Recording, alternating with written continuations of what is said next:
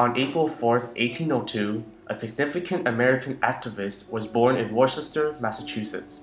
Her name was Dorothea Dix, and she would become an avid schoolteacher, religious writer, and superintendent of army nurses.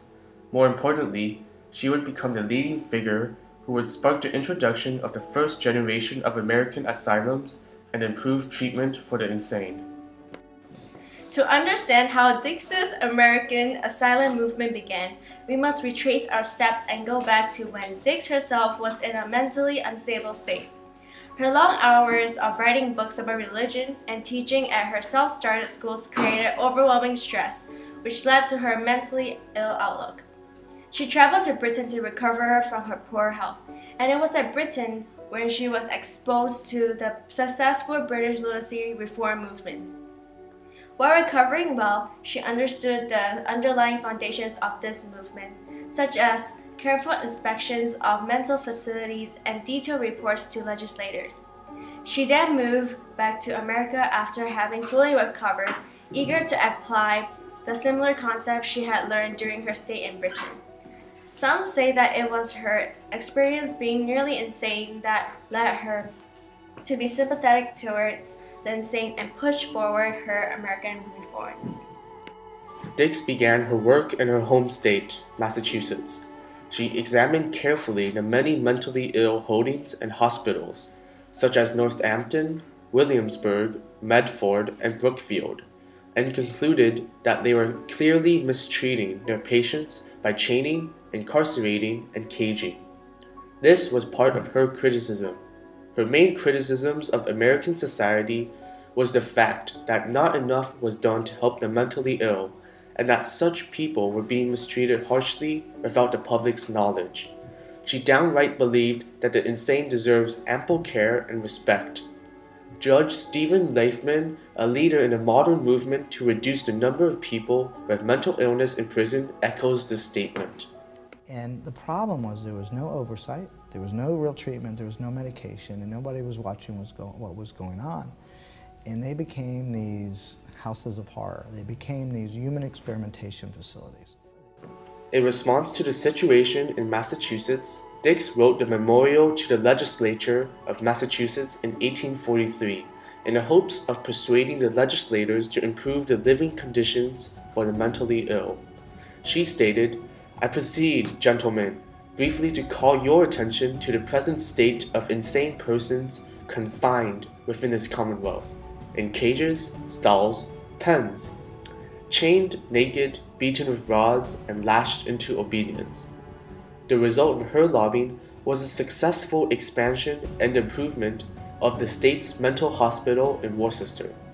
This was just a small beginning of her advocacy for better treatments for the insane.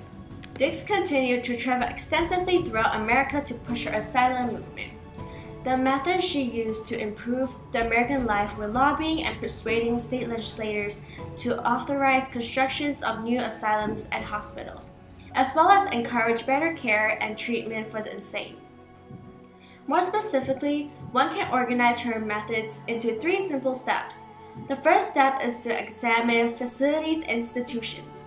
The second step is to write up a proposal and persuade political representatives. The third step is to execute the plan and construct or improve facilities or institutions. These were the underlying steps that led to many of her successes. Some of her more successful reforms were in North Carolina and Illinois.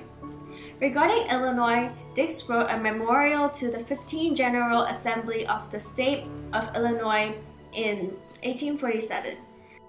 In addition, Dix helped to found the North Carolina State Medical Society in 1849, which later authorized a new mental institution in Raleigh. Dix's reform movement for the insane was extremely successful, and she was influential in creating new and improved mental institutions in Rhode Island, New Jersey, Pennsylvania, Alabama, Louisiana, South Carolina, Georgia, Mississippi, and Arkansas. However, American reformers often meet dead ends, and Dix faced a major roadblock in her activist plans. The culminating point of her career was pushing the American government to pass the bill for the benefits of the indigent insane, which set aside approximately 12 million acres of federal land to benefit the insane. Although both houses in Congress passed this bill, President Franklin Pierce vetoed it because he believed the federal government shouldn't focus excessively on social welfare of the insane, and that the state governments should instead focus on such an issue. Her reform was quite pragmatic because they were simply improving the housings for the mentally unstable, exposing maltreatment of patients, politically lobbying, and improving the medical effort for mentally ill people in America. She went through experiences in Europe that helped her recover from her mental instability, and applied similar concepts and pushed for better institutions and facilities based on what she had gone through. Her plans to build hospitals, mental institutes, asylums, and better jailing houses were reasonable, and she was able to persuade many of the American state legislatures to construct new facilities for the mentally ill. Many American reformers embraced the concept of the American dream during their lifetime. In Dorothea Dix's case, she certainly shaped the idea of an American dream through her successful reforms, initiatives, and pushes for legislative action. Her reforms across 11 American states were successful, emphasizing the success aspect of the American dream. Taking initiative also embraces the American dream's aspect of individuality. Dix clearly accentuated independence through her self-motivated drive to help the insane, and her assertiveness in what she believed was correct action, socially and politically, to take for such people. In the end, Dorothea Dix bears great significance in American society. She wrote in her journal, "In a world where there's so much to be done, I felt strongly impressed that there must be something for me to do." Dix certainly did something for the world. Numerous hospitals, asylums, and institutions in 11 states were constructed to house the insane.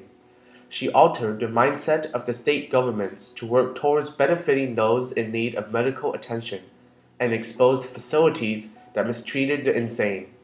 By establishing a concrete foundation for mental asylums, Dix greatly helped in ensuring a decent home and proper treatment for the mentally ill for the future citizens of America.